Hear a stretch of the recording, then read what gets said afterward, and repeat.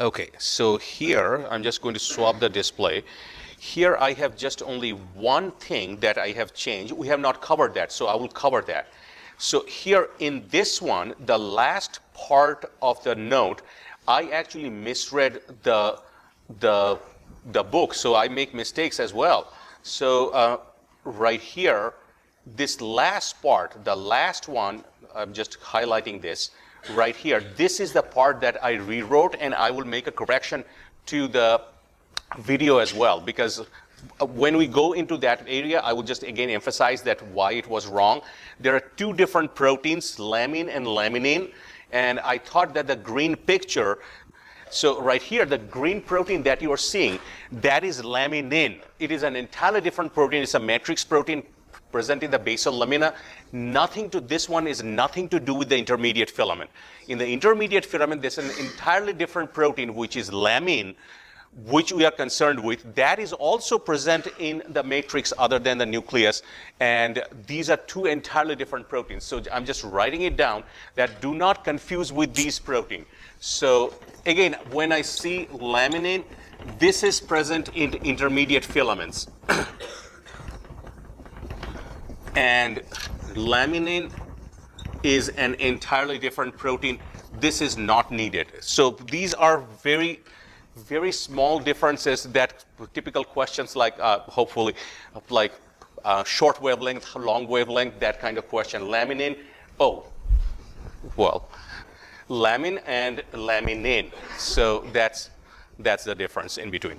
So let's start the material, and I will discuss when we come to that particular slide. All right, so we stopped with this one, which is the tropomyosin and the troponin and the actin, calcium-dependent binding of the myosin onto the actin. We stopped at that. And we are starting with the last one, which is the sliding filament model. And this is basically the model that how the muscle actually contracts. And what you are seeing that, again, we are making a muscle cell, which is also known as a myocyte, or a muscle fiber. Muscle fiber and a muscle cell is the same thing. It's a long, slender fiber or a cell. And each of these sarcomere is a representative of just one section of it. So basically a muscle cell from one end to the other end made up of thousands of these sarcomeres, which you can think about a contractile unit. So the next sarcomere will be right here. The next sarcomere will be right here. So we are just looking at this only one unit, and that whole thing in the whole muscle cell basically contract at the same time for the contraction. So what is happening? Right here you have the Z disc, and we know that these are made up of some of the fibrous proteins. So, and the actin is, the plus end of the actin is bound to the Z disc, actin bound to the Z disc, and these are already capped. We have seen that, so they are very, very stable. In the middle, you have the thick filament, which is the myosin 2, and they will interact with the actin right here. So essentially what happens that when you have the neuronal signal, an action potential comes to the cell, releases the calcium, lifts off the troponin and the tropomyosin, troponin leads tropomyosin to lift off, and when myosin can bind, myosin 2 can bind to the actin, with the help of the ATP, it will start the contraction process. And in that process, this Z disc, you can easily see that they are farther apart in there, and now they will come close together because right here, the myosin is pulling these actin towards the center.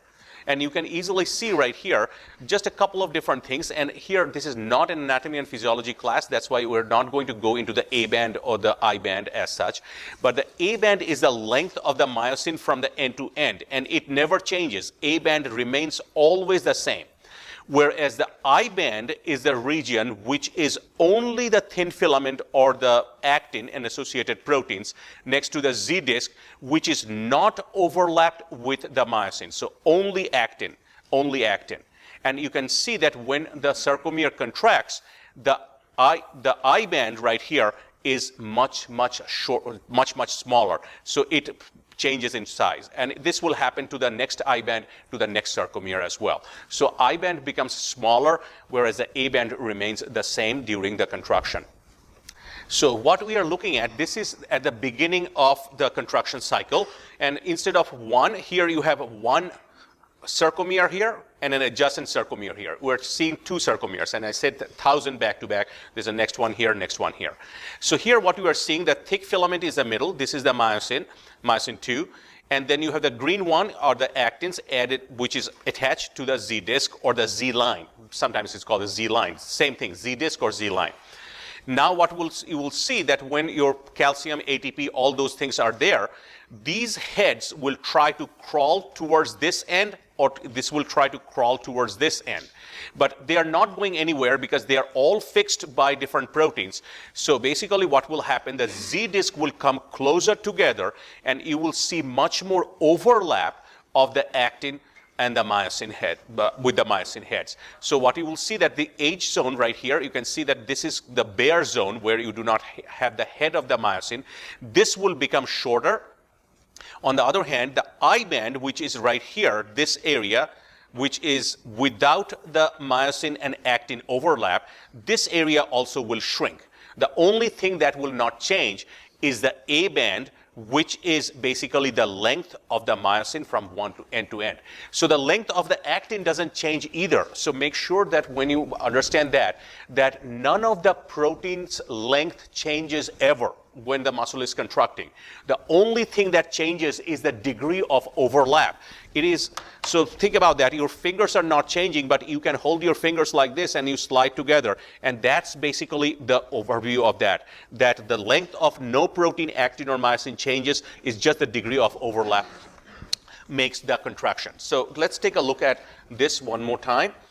And this will have an audio description when you see it at home. So here is the contraction, and you can see the H zone shrinking and the I band also shrinking, and that's your maximum contraction. When these the actins or the thin filament touch each other, you cannot go farther. That is your maximum contraction, where the H zone disappears, I band narrows, but A band remains unchanged. So make sure that, of course, these pictures are here, but these supplementary videos, particularly for this chapter, it is mechanical, and definitely these will help. So definitely take a look at these over and over. So that's basically your contraction of the muscle. So the other thing is that also we have talked about myosin 1, myosin 6, but there are, other than those, even myosin 5, but myosin 2 is not only responsible for the movement in the skeletal muscles, there are other functions.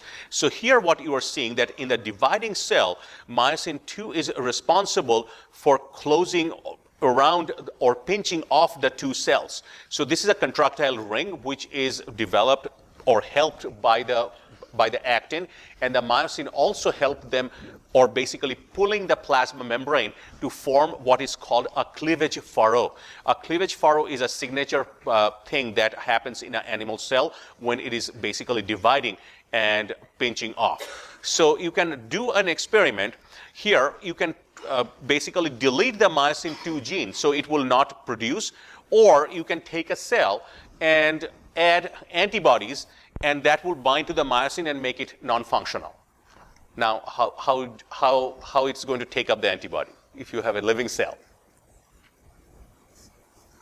So remember, so I'll explain that here. So remember that antibodies are very large.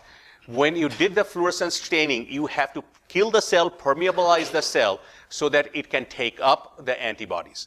Now, some of the cells, like an epithelial cells, particularly in the gastrointestinal tract, do have receptors for the antibodies. It can take up antibodies, which is known as a transcytosis, particularly happen to the newborns, the way they take up the antibodies from the gastrointestinal tract, and these are the mother's antibody that they get from the milk, basically.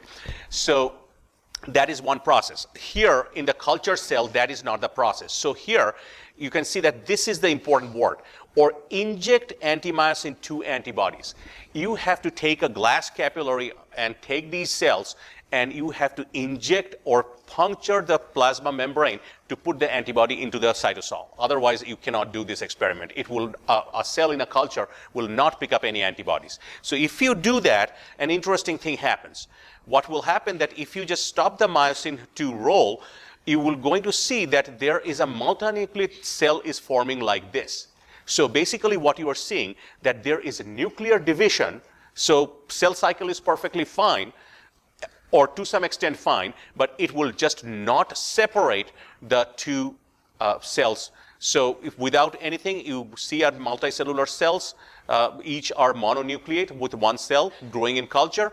If you just disrupt the function of myosin 2 either by silencing or by injecting antibodies, you can get a unicellular multinucleate cell. So this is one of the function, or this is how the experiment tells you that this is very important. Myosin 2 is important for the cell division right here. Not the nuclear division, but the separation of the cytoplasms into two cells. Another example of that, in the epithelial cells, you have an adhesion belt, which saw that a lot of time. The adhesion belts also sometimes known as the adherence ring, and it is all sides of these cells, and this is just below the tight junction. So remember that this is the top area is the apical surface. This is your basal surface. You have a polarity of the epithelial cells, and this adhesion belt is just below the tight junction, and this helps the cell-to-cell contact and also fold the epithelium during the embryogenesis. And this is very important because just for an example, if we just go to the very first picture of this, right here, you can see that your gastrointestinal lining is like this. It is just not plain simple. You have these finger-like projections right here, and all of these red stained, these are stained with an actin. These are the cells, epithelial cells. They are lining like this right here, goes towards the tip and right here. So this type of differentiation where you can see that there is a bending of the cell surface is needed, because once, think about that here the orientation of the cells are going from one direction to the other direction. So there is some bending or stress of these cells are needed, and this differentiation is also done by this myosin 2. So that's very, very important for the differentiation of the cell during the embryogenesis. Another important function is that the mechanical stability, and this is also very important not only for the cells which are completely immobile, the cells which move around, say for example this is a fibroblast, or your white blood cells also move around, that is important in there as well. The stress fibers are the actin fibers, microfilament, and also along with that you have the myosin 2, which is attached to the plasma membrane, and that is together makes the stability, gives the mechanical stability so that the plasma membrane don't tear up as the cell is trying to extend in one region. So the whole area is basically moving in one region, and there is connection in between each part. Because think about that what is the problem that can happen? If the plasma membrane right here is not attached to any area, right here this area is trying to grow away, and that will cause a tension in the plasma membrane, and a tear can happen. But if all of the plasma membrane is attached to the stress fiber, as this area is trying to move in this area, you will have the stress felt in this area, and it will try to migrate in that direction as well. So that's basically the function of the stress fiber. So these are some of the roles of myosin 2 as well. So the next part is very short, and this is actually the 18.6. So rest of the part 1 and part 2 that we just finished, these are your chapter 17. But this intermediate filament is actually the 18.6. Rather than talking after microtubule, it is better to talk right now. So just make sure that you have to switch right there. So we already talked about the intermediate filament, about 10 nanometer in diameter, and they are rope-like structure. So here you are seeing that distribution, and also their nuclear lamina. Now this picture, I have changed this picture actually. So here, if you look at this picture, what it kind of shows, and this is confusing, make sure that you clearly get that one as well, that you have the blue nucleus, And when you see this blue lamina around that, you have an impression that the nuclear lamina is around the plasma membrane, or not the plasma membrane, around the nuclear membrane, or something like that, which is not the case. Remember, that's the reason that I have to change this, redraw of something on top of that. You have the nuclear, let's go with that. So you have the nuclear membrane. So if you have the nuclear membrane, the nuclear lamina is below it. It's inside the cell. It is not outside the nuclear lamina. I'm sorry, right here. So this green thing is the lamina, or the nuclear lamina, whereas the red is this is your nuclear membrane. So remember that nuclear lamina is inside. It is not towards the cytosolic side as such, and that's the reason that this picture is not really correct. So I'll make sure that I just change that one. So how these intermediate filaments help in the structure of the cell? So let's start with one protein, and these are generic protein. There are many different proteins that make up these intermediate filaments, but a typical generic protein is like this. You have an N-terminal to C-terminal. This is a monomer. Why you have spacers? The reason you have the spacers so that they can bend in those areas. Those are the only reason that you have these spacers, which do not have a specific coil shape, basically a loop, so that they can bend in those areas. So first, two of these proteins monomer comes together and forms a parallel dimer. And you can see that they are twisted towards N-terminal on one side, C-terminal on one side. Then what happens that you form what is called an anti-parallel tetramer.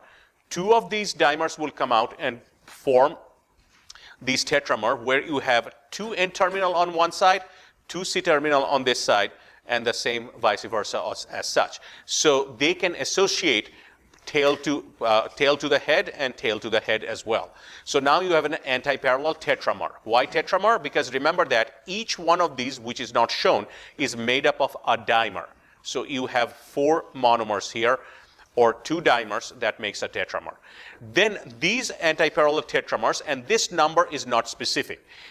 Multiple of these anti-parallel tetramers will come together and form this protofilament. Once they form the protofilament, 4 of the protofilament will form the protofibril, and then 4 of the protofibril will form the intermediate filament.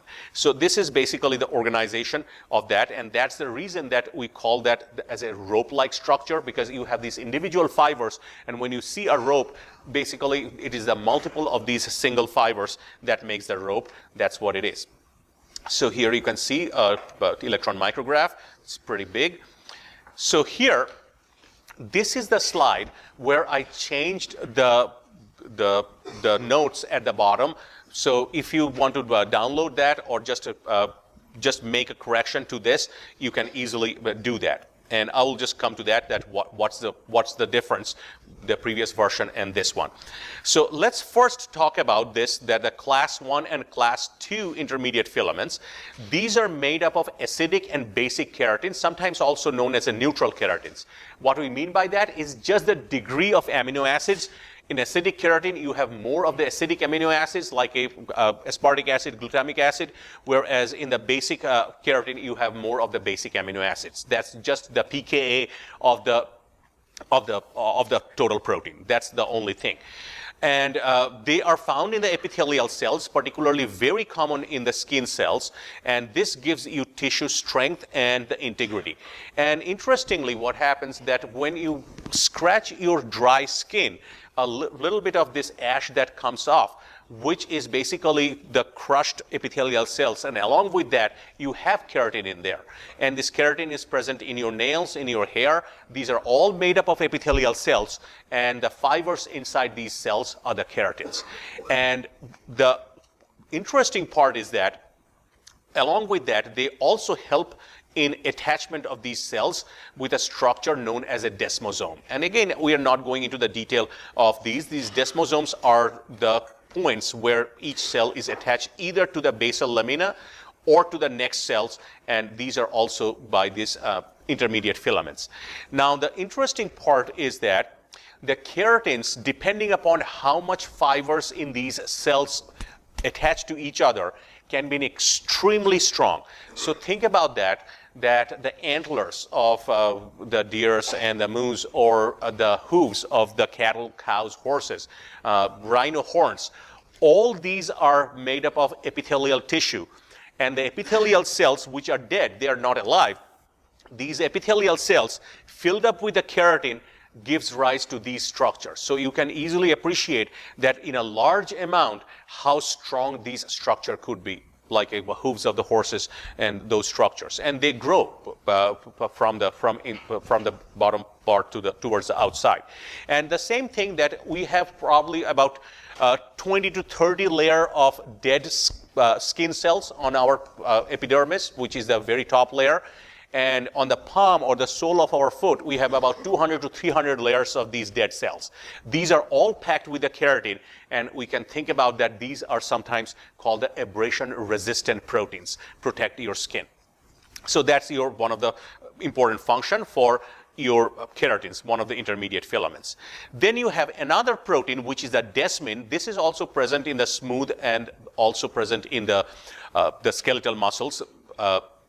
And again, not going into the detail of these structures. These desmin are present usually in the middle part of these structures, which basically keep the actin and the myosin in place. This is one of the anchoring protein.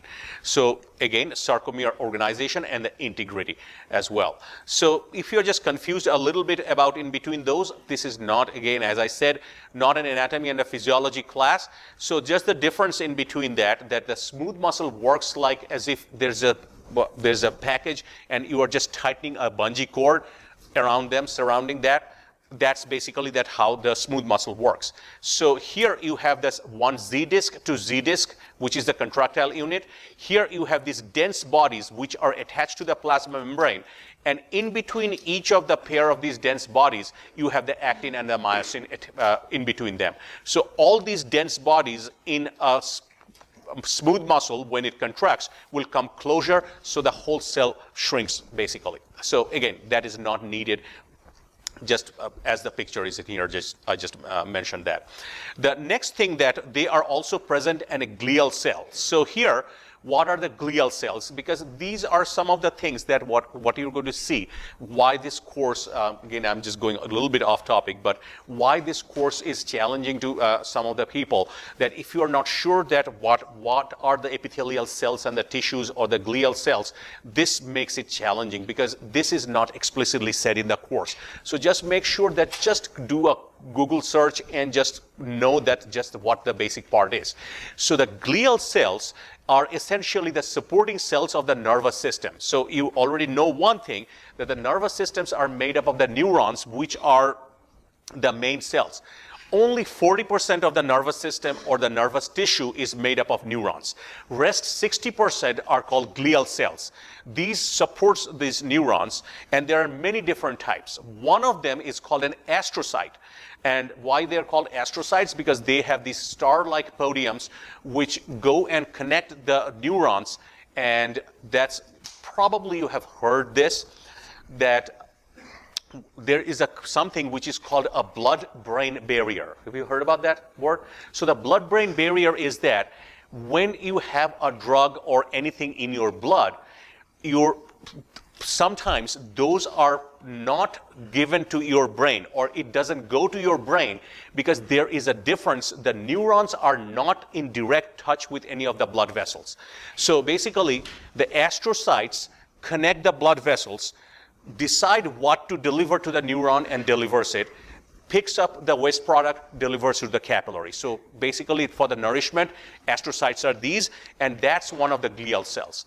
There are some other cells as well, ependymal cells, which produce the cerebrospinal fluid, microglia, which are the macrophage of the nervous system. So just in one word, just remember that the glial cells are nothing but the supporting cells of the nervous system, and they have something called the GFAP, which is a glial fibrillary acidic proteins. This is in your notes, and that keeps the integrity of the glial cells. The next one is the vimentin. This is also another one which also keeps the integrity of these cells, particularly in the mesenchymal cells. So what are the mesenchymal cells again? So these are some of the terms that is coming from a different area and sometimes difficult to digest. Mesenchyme is basically an embryonic connective tissue. So there are 10 plus 1. There are 10 types of connective tissue in an adult. So from the mesenchyme, all these 10 different kinds of connective tissue arise. So those vimentin is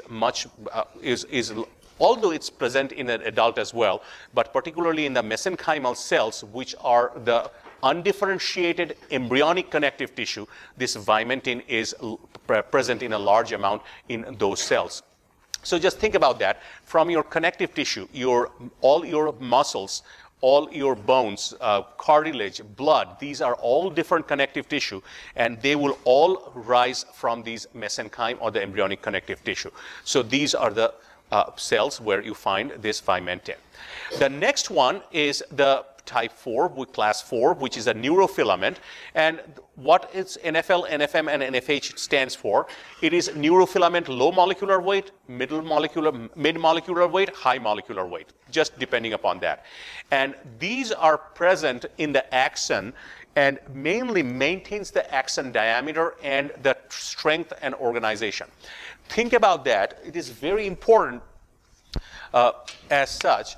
Some of these neurons, this is your neuron cell body, and these axons, which are the delivery part of a neuron, could be extremely long. Think about that. These are probably some of the longest cells in your body. There are some muscle cells could be pretty long as well, one end to end. But if a neuron is present in your brain, through the spinal cord, it can extend all the way towards the bottom of your spinal cord. And think about that. In a tall person, this could be more than a meter long, 3 feet, 4 feet long. You cannot see it, but it is really wrong. So here you have a cell body, and this axon is going from the brain towards the bottom of the spinal cord. So you can well imagine that you are doing all your gymnastics, and this is under extreme stress. And chances of to shear that part off is could be very common. So just to keep that integrity of that axon, these intermediate filaments actually help that. And also what it does, that it maintains the diameter of the axon, because from the cell body, the neurotransmitters are produced in the cell body, and they are transported to the end of the axon to be released. Now remember that the intermediate filaments don't help in the transports. The transports are done by the actin and the myosin motor proteins, because the intermediate filaments doesn't have any motor proteins. Intermediate filaments just keep the organization and the structural integrity. That's all. So this is your neurofilament. So here is the important part that we are talking about.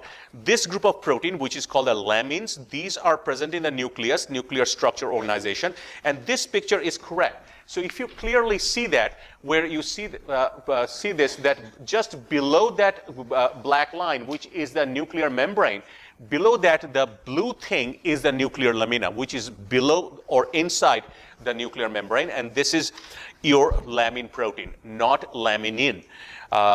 This lamin, on the other hand, also is present. There are many different classes, lamin A, B, C type, and many other, although not written here, also present in the connective tissue.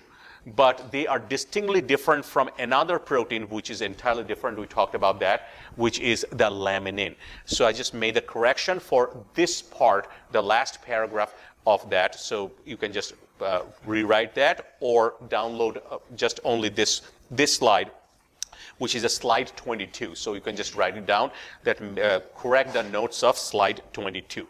And I will correct the video as well. All right, so here, these are the astrocytes. So we just saw that. They are antibody to GFP. That's why they are fluorescent green. Nuclei is blue. And astrocytes, because they are all these star-shaped structures. And that's what you are seeing. These are your glial structures and the glial filaments. So the glial filaments are basically fluorescing, so they are all over these astrocytes. So next, you're looking at the comparison between a neurofilament and the glial filaments. You can see that glial filaments are usually straight and they're not branched, whereas the neurofilament do have this mesh-like structure and you have cross-linking. So very different structure, and as I said, that this gives the integrity of these long appendages of the neuron, particularly the axon part, and this is the structure. So they can vary in difference as such. They are not all straight. They can cross-link as well. Comes in all different shape sizes. So here is another classic immunofluorescence. You can see that this is a skin cell where you can see that these are all full of these keratin fibers.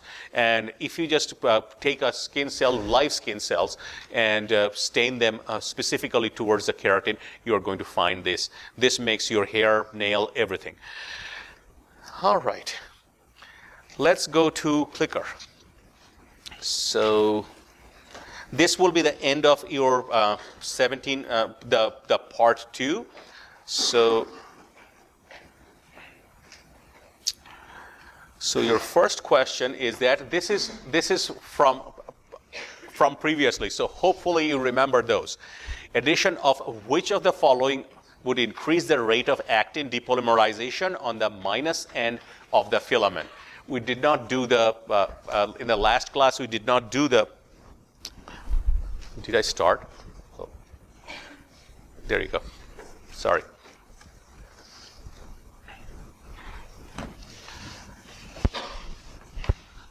This is a little bit of recap from the previous material. In the last class, we did not do the clicker questions.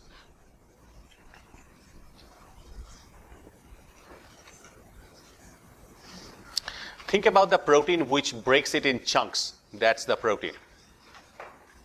Very straightforward, no trick question.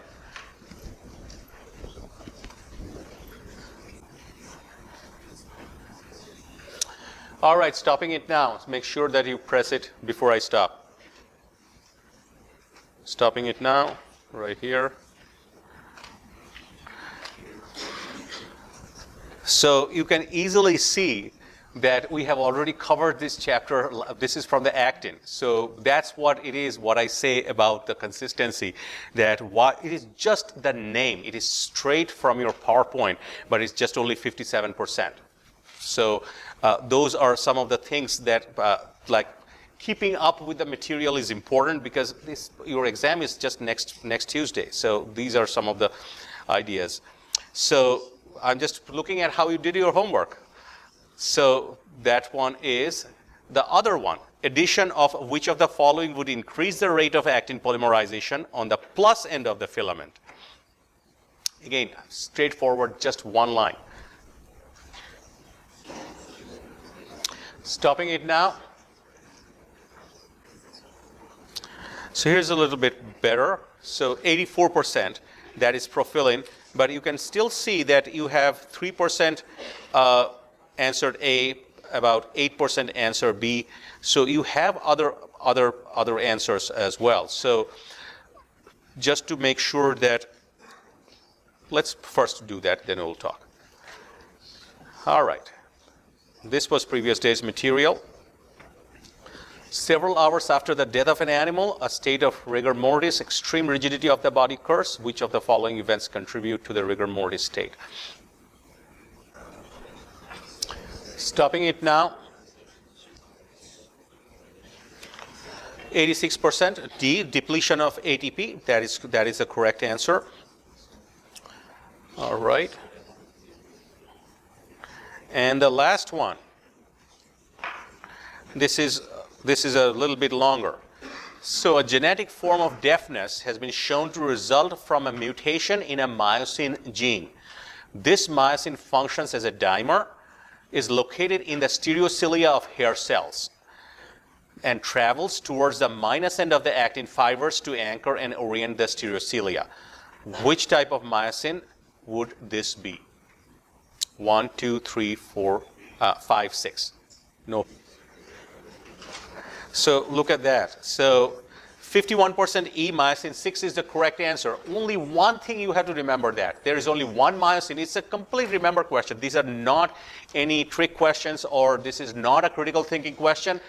All the myosins walks towards the plus end. Only myosin 6 walks towards the minus end. And 51%. So the reason that I just showed that, and again, I'm not going to judge anyone on this one, but what I'm trying to convey, that basically many of you who did not do well in this one, you have to learn all this material in that 1 week and the weekend. And almost as a human being, it is almost impossible to have that much of information, no matter how much time you study, to assimilate. That's what I was trying to convey as such. And that's why I said that no matter what, try to make that small little time so that you can read over and over, so that you have a sinking time. So you need to read, sleep, and again, if you study 8 hours for 3 days, really doesn't work. If you just study 3 days for 2 hours, less than 2 hours, 6 hours, that would be way more effective than studying at a stretch for 5-6 hours. So that's what I'm trying to convey, that that's probably the best strategy to do that, because you have so much of information, it is almost impossible to do that in that short period of time. All right, next part. This will be the last part, which is the part 3 of the cytoskeleton. And 18.1 through 5. 18.6 is completely the microtubules associated with the chromosome distribution, which you are seeing at the very this beautiful picture. Think about that, how these confocal pictures could be. I mean, like, this is almost like an artwork. And this we are going to talk about in the next section or next module. But 18.8 will be there as well. So the microtubules, the last one is made up of tubulin, hollow structure, the most rigid ones and the largest one as well, 25 nanometer across. And they develop from a particular area which is known as the MTOC, or the microtubule organizing center. Now, one thing is important. This in the cell is the centrosome. You know that it's made up of 2 centrioles. But it is not always true. Sometimes you can have secondary microtubule organizing center, which can be present as a basal body below cilias or flagellas. So usually you have a central microtubule organizing center, but there could be other areas of microtubule organizing center in a little bit different way that's present in particularly the cells which does have cilia and flagellas. So electron micrograph, pretty large. So what we are going to see, that what they do basically. So organization of intracellular organelles and transport vesicle and the motor proteins. So what is the difference? We already saw that your microfilaments were responsible for moving vesicles as well. So what's the difference? This is kind of funny because this is one of my professors said that many years ago, and I'm just repeating that. He told that the microfilament are your village highways, whereas the microtubules are your freeways. So these are much bigger, and multiple transport proteins can transport material through these multi-lane highways, whereas that is not offered by the microfilaments, and it's absolutely very, very true. And also beating of the cilia and the flagella. Remember that flagella is present only in the sperm cells for the human beings, but there are lots of protists or single cell animals which are flagellated. So it is responsible in them as well. And we do have lots of ciliated cells. Then nerve cells, red blood cells, and the flagellar structure, and the integrity of these cells, so we're going to see those. And also the alignment and separation of chromosome during mitosis and meiosis. This part 4 will be in your module 3, next part. So we are going to talk about the 1, 2, and 3 only in this part. So the first, we are looking at the microtubule structure, and does have some similarities with the actin, particularly in the working of that. So the first thing is that instead of just one unit, which was the G-actin in your microfilaments, here you have the tubulin, and they have 2 structures. You have an alpha tubulin right here, see alpha tubulin, and a beta tubulin next to each other. And when they are side by side, it's about 8 nanometer across. So the difference is that your alpha tubulin binds to GTP, and here you can see the GTP binding site, and this GTP is permanent. it is always there. When alpha tubulin and the beta tubulin, which is the other structure, associate in this dimer, this GTP never hydrolyzes. It is always there and does have the structural role. On the other hand, the beta tubulin do have an exchangeable GTP binding site. So it binds as a GTP. Once it hydrolyzed into the GDP towards the minus end, it can dissociate. So the only one place that, remember that, we talked about that in the microfilament, your ATP globular actin is added to the plus end. Then as it moves towards the minus end, it is hydrolyzed into ADP, which destabilizes it, and that it gets dissociated or depolymerized. The same way that when it is added to the plus end, it is GTP, and over the period of time, it is hydrolyzed to GDP. So this is your alpha and the beta tubulin. Along with that, there is a third type of tubulin. There is a picture in your book that you will see that this only helps in the nucleation. So once it starts, it is never present in a matured microtubule. So only for the nucleation, that's it. Another thing that what you are seeing, that the yellow one, that this particular area, this is known as the protofilament right here. So right here, each of these is a GTP-bound alpha tubulin, followed by the GTP-bound beta tubulin, and this also makes a polar structure. You have the minus end, where you have the alpha tubulin end, whereas the beta tubulin end is towards the plus end. It has the same type of structure, much more bigger. So that's the general structure. Alpha, beta tubulin, and gamma tubulin just helps in the nucleation. So these are a typical structure of a protofilament. If the protofilament are present just as a single microtubule, then you have 13 protofilament that makes this ring-like structure. This is known as a singlet present in cytoplasm. There are some observed occasionally, very rare, made up of 11 or 15 protofilament, but very rare. Most of them are 13. Sometimes you can have something different, which is a doublet, and these are found in the base of the cilia and the flagella. This can be a secondary kind of a microtubule organizing center, as I said, which are present in the base of the cilia flagella. So what you are seeing, that the first ring, A ring, has 13, but see right here you have 1, 2, and 3. Those are missing, so you have 10 rings on the B ring. So A protofilament with 13 protofilament, on the B ring you have 10 protofilaments. The triplet is found in the basal bodies and the centrioles as well. And in the triplet, what you are seeing, that the first one is 13, then you have 10, and then you have 10. So this is a typical structure. So these are the different distribution of the organization of the microtubules. Now here we are seeing that how they are present in the cell. Right here, a typical cell mitotic apparatus. You can see that when the cell is in an interphase, the microtubules are organized in this way all throughout the cell, and they're all actually starting or emanating from this microtubule organizing center. But what is happening right here, during the mitotic division, the red parts are the chromosomes, which are lined up at the equator. So it's pretty much the middle portion, or the metaphase of the cell, but not needed. But you have two poles. You have one pole right here, and you have one pole.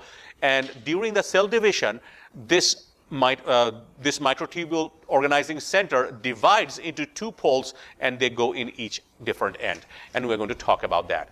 And this population of microtubule, they are unstable, short-lived, and assemble and disassemble rapidly. So this is one population of the microtubule. So the next one that we are looking at is the stable, long-lived, and this remained polymerized for a long time. This is a very simple comparison with the microfilament and the myosin. Remember that the actin and the myosin remain almost for the whole life of the muscle cells. They are there. They never get depolymerized. Whereas many other cells, particularly the motile cells, it is very dynamic. So here it is the same thing. If you have the sperm, the flagella, it's very stable. The red blood cell there and the platelets, there is a particular structure which is known as a marginal band. So in the red blood cells below the plasma membrane, there is this microtubule, and why they are present in there, remember that when these red blood cells are passing through these capillaries, and those capillaries are extremely narrow, and due to the blood pressure and the shearing force, there's a lot of shearing force there, and they may actually rupture these red blood cells. And to prevent that rupture, these marginal bands, which are made up of microtubule, helps in that. And the same thing for the platelets. And it is actually probably more important in the platelets. So if the platelets rupture, what will happen? Can anyone tell? Just from anything side? Yeah. Other way. So it will form the clot. So basically, the platelets do, again, not needed, but it do have the enzymatic cascade reactions which will actually produce a clot in there, and that's why you don't want to rupture those platelets either.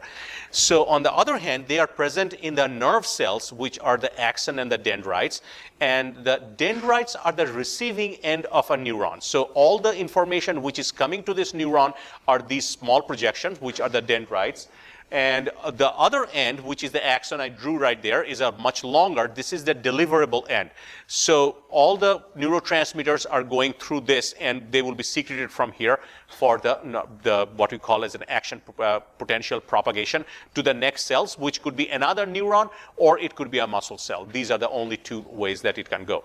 So these long structures are present, and you can see that the integrity of these structures are kept by these microtubules. Now the difference is that the intermediate filament also keeps the integrity of these structures. But the only difference is that the axon and the dendrites, the microtubule, also help in transport of neurotransmitters and other material through these microtubules, where intermediate filament does not do that. These are very stable, long-lived. So then we are looking at this mTOC, or the microtubule organizing center, and you can see that the yellow one is the microtubule organizing center, and all the microtubule are arising from those areas. And that's, if the cell doesn't have a cilia or flagella, that's the only microtubule organizing center in the cell usually. All right, so we are looking at some of these orientation of microtubules, and here we are looking at a cell which is at the interface. That means it is in between the division, it is not dividing. And it also do have either a flagella or the cilia. So what we have, that you have a primary microtubule organizing center that we saw, and each one of them is a centriole, and each of these centrioles is made up of how many of these rings are there in the centrioles? 3, yeah. So each one of them will have 3 plus 3. So each centriole. And from this microtubule organizing center, you have these microtubules will radiate out towards the cell in all different ways. On the other hand, you also do have a basal body, also made up of microtubules.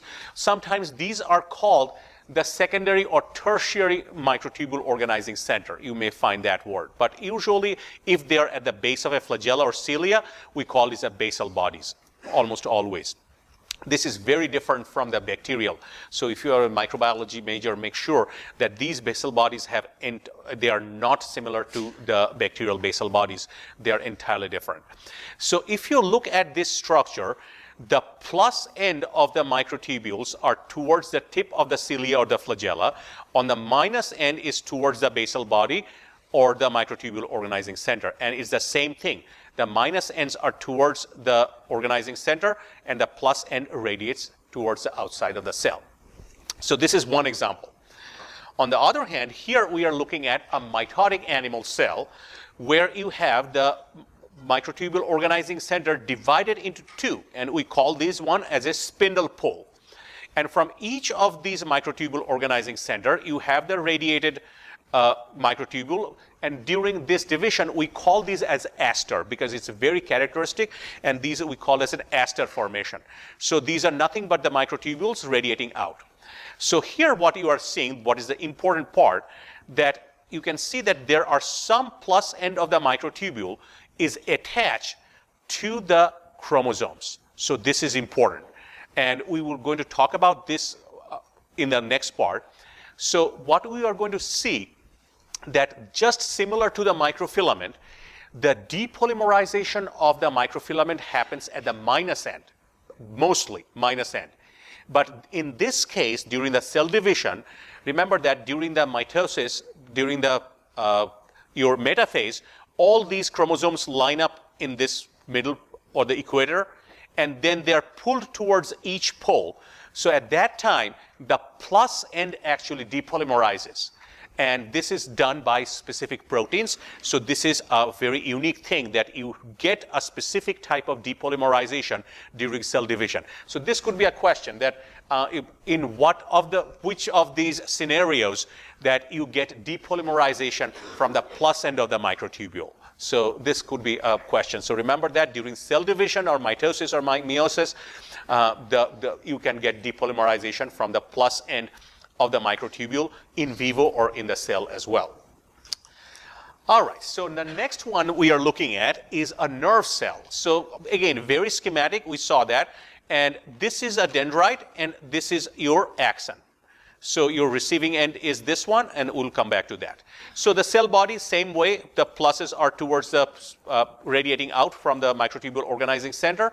Now, if you look at the microtubules in the axon, you can see that the minus ends still are towards the cell body. It's towards the cell body, whereas the plus end is towards the outside.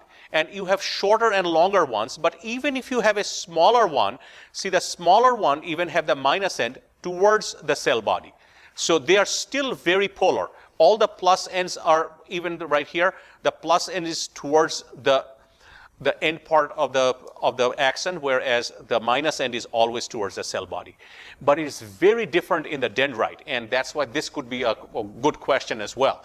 So where you find the orientation or polarity is reversed in a cell. In a dendrite, the plus and the minus end could be in either directions. So this is an exception, and this is not normally found in most of the cells. Most of the cells from the middle part of the cell, the plus end radiates outside, except in the nerve cell dendrites. So this is another important exception.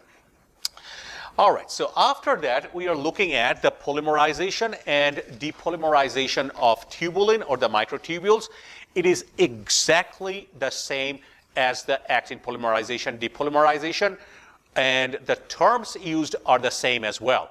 So what you have that here, same way, you have a lower critical concentration, and that's why you get the polymerization of the alpha beta tubulin dimers, whereas you have the minus, biochemically the minus end is different, and here you get a higher, here the critical concentration is higher, so you get dissociation at this end. And for the same reason, you can see that you find the same particular phenomena, which is treadmilling. So these yellow ones from this end, it will just, when they are incorporated into the microtubule, remember that your beta tubulin will be with the GTP. As it is moving over the period of time, that GTP will be hydrolyzed to GDP, and it will get depolymerized. And the treadmilling process is basically exactly the same. And one question the scientist actually asked, and the question is, how do you actually know that the minus end is towards the microtubule organizing center, whereas the plus end is towards the plasma membrane? So to do that, the scientists can do two experiments. One is known as this drug, which is known as a calcimid. Now, you may find a little bit of different information in your book where it says colchicine, which will come to that. The reason that initially this used to be called as calcimid, because this is isolated from a meadow saffron, and this meadow calcimid, from there somehow they initial papers used to call this as a calcimid, but this is also known as colchicine. It is the same material. There is nothing different in between that. But when you add this colchicine or calcimid to the cell, it depolymerizes at a certain concentration. It depolymerizes the microtubule. Or you can cool the cells at 0 degrees or even 4 degrees Celsius. You will get depolymerization of the microtubules. So in this cell, either the treatment of colcimid or colchicine or cooling, you have the depolymerization. Now what you can do, that you can remove the colcimid or colchicine by washing the cells in a culture, or you warm the cell at 37 degrees at which they grow, and you can observe that the microtubules, they are growing from the mTOC or the microtubule organizing center towards the outside. Now, as we know that all these microtubules grow from the plus end towards the minus end, you can easily tell that the distal end, the minus end, is towards the microtubule organizing center, whereas the plus end is towards the outside, because the growth is happening at the plus end, not at the minus end. So this is a nice experiment that you can do to prove this.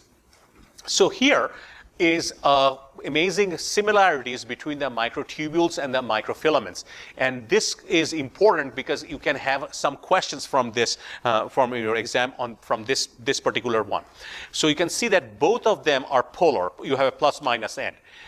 Whereas the nucleotide binding, this is important. For the microfilament, you have the ATP bound to the globular actin. Here you saw that the GTP is being bound to the beta tubulin. Whereas when subunits polymerize, actin ATP can polymerize in vivo, whereas the tubulin GTP polymerize in vivo. Whereas in vitro, you can still get that actin ATP to polymerize, tubulin GTP can polymerize in vivo as well.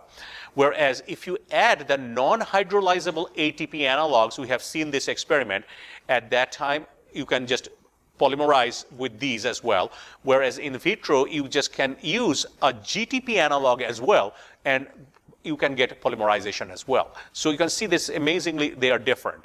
And the depolymerization requires the ATP hydrolysis from the subunits, which you are stopping with these ATP analogs.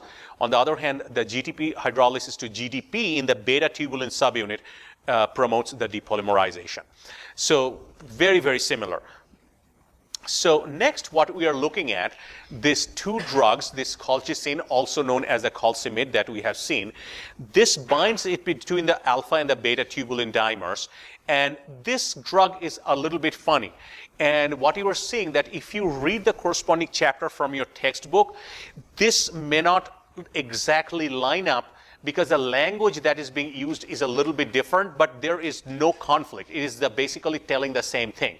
But you can just follow this, that at high concentration of this colcimid, it causes the depolymerization, which we saw that in the previous slide, right here. This is a high concentration. It will cause a depolymerization. Whereas if you have a very low concentration, it actually stabilizes the microtubule. So this could be a little bit conflicting from your textbook, because it is not clearly written as that. Only this portion, which is the depolymerization, is written in the textbook, but this is correct. So these drugs are used in cell biology studies. There is also another drug which is known as a Taxol, and this binds to the side of the microtubule, and this stabilizes the microtubule. So basically, it's not going to depolymerize. Now, both of these drugs are also important for, as I said, for the cancer patients, because what they do, think about that, cancer is basically the division of the cell, and it is mitosis.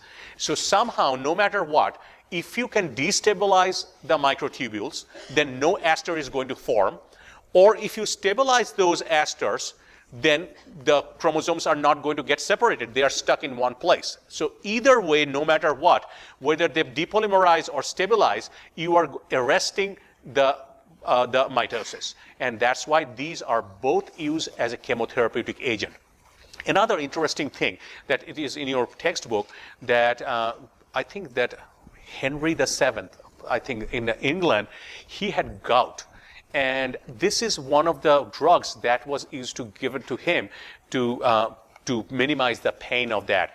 The reason for that, what happens, that when you add this colchicine or give it to someone, the migration of the white blood cells, which causes the inflammation, are reduced, and that's the reason that this could be used. But again, it does have cytotoxicity, so it is not recommended or not used for gout anymore at all. Only for chemotherapeutic agents in the cancer patients. All right, so we'll just start with just a couple of them here.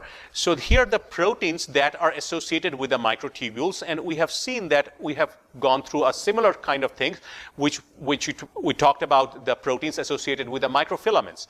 So microtubule associated proteins, MAPs, for the stability. Also, there are some proteins regulate the end polymerization of the plus end, connect to microtubule to other structure. These are known as TIPS, plus end tracking protein, and you are going to see there are some which is also known as EBs, end binding proteins. And also some proteins regulate plus end depolymerization. Also some of the motor proteins that we are going to see at the very last part. So the first one, the MAPs, or the microtubule associated proteins, what we are seeing, the two groups of proteins, one is known as a MAPs. There are MAP1, MAP2s, there are several different MAPs. And the second one is known as a tau. And if you look at the schematic diagram, what they have a plus end, which is associated with the microtubule because there are some specific negative residues of amino acid, they interact. And in right angle, kind of in the right angle, you have a portion of this MAP2 is sticking out. See that this is long. Whereas in a tau, same thing, you have a interaction in between the amino acids, and you have this 90-degree structure which is protruding out. But the difference is that this is longer, this is smaller. Now see the corresponding pictures of the electron micrograph. What it does, that it organizes or helps to space the microtubules. So what you are seeing from these two pictures, here the microtubules are arranged with a little bit more gap in between them because this structure is longer. That's why they are a little bit gapped. Whereas you can see that here, the organization of the microtubules are a little bit more dense. The reason that this is small, so they are a little bit closely associated. So basically, both of these proteins organize this microtubule in the cell in different fashion. So the next one we are looking at is the proteins associated, which are known as the TIPS, which regulate the end binding proteins. So here, what we are seeing, that there is a protein called EB1. So the EB1 right here is in green and the tubulin is in red. And they are, you can see that they are binding at the end. You cannot see clearly, but it looks like they are end binding protein. But here in this one, it is very clear. You can see the end of the microtubule. The red is the tubulin, which is microtubule. And you can see that the green is the EB1. So these are the end binding protein. On the other hand, what you are seeing, here you need a small, very small correction as well. So this one right here is known as a chymograph. What is being shown here, this red portion is the tubulin, whereas this green protein right here is an EB, but it is not EB1, it is EB3. If you just read in your book, The Legend, you will see that both of these top pictures, the stains are the EB1, whereas this is EB3. Now this EB3, what I wrote in the previous version, that this is EB3 stained green. So that's technically wrong. It's a EB3 fused with GFP. So it is EB3 GFP. I made the correction. So just make sure that your panel C in your 19 is instead of stained green, it is EB3 fused to GFP. So what you are seeing in this particular portion, if you see a solid line right here, that is the end of the microtubule and this is growing. On the other hand, if you are seeing the dotted line, this is the line where the microtubule is shrinking. So you can see that at the end of one portion of the cell, you have this rapid growth and shrinking. And what does that mean? The chymograph basically expresses the dynamic instability of these proteins. And why this dynamic instability happens, this is basically the critical concentration. Rapidly, some of the areas grow, shrink, again start growing. And you have some particular names for that. If you look at this C's, the C means it's a catastrophe. Why it's called a catastrophe? Because it was growing, and from this end, it is shrinking back again. And the R is known as a rescue. What we mean by a rescue, that after shrinking, it is growing back again. So this basically gives the dynamic nature of the microtubule. And here what is being shown, that at the plus end, how these EB or proteins are binding and other tips are binding. And this gives the stability of, or instability, both of them, stability and instability of the plus end. So we'll stop here, and the rest we will finish in the next class.